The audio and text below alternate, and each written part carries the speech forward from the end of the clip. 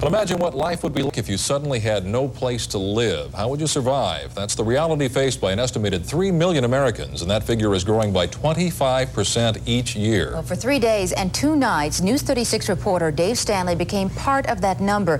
He went undercover on the streets of Charlotte, followed by a producer who conducted interviews with some of those that Dave met. And tonight, Dave reports on his first-hand look at the faith, hope, and disparity of life on the streets. There's an ill wind blowing across this country, and it has reached Charlotte. This bitter breeze has swept up to 900 men, women, and children into the cracks in our community. Some call them street people, others simply bums. But who are these people really? We've decided the best way for us to help you truly understand the plight of the homeless is for me to experience firsthand what it means to live on the streets.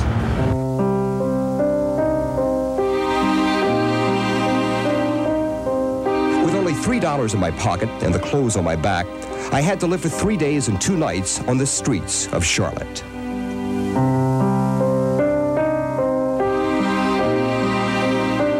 When you walk in the shoes of the homeless, you learn of the faith that keeps many of them going.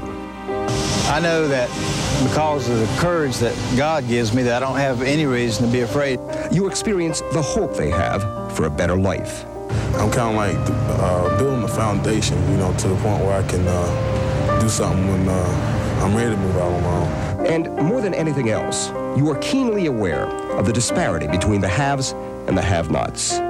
I think the guys are ignorant or stupid. Hey, $3.75, and I got to still live in the shelter. I get me a hot meal, buy me a pair of socks. I'm still right back in the shelter. What is this accomplishing?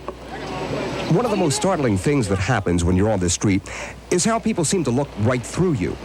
And if they do notice you, they certainly don't want you around. Here's what happened when I visited City Fair. Supervisor just told me to tell you, he said it's about time for you to take a walk. How long ago? We just been pacing back and forth in here for the past 15 minutes. We need to go. I'm sorry. Well, the word is out about the soup.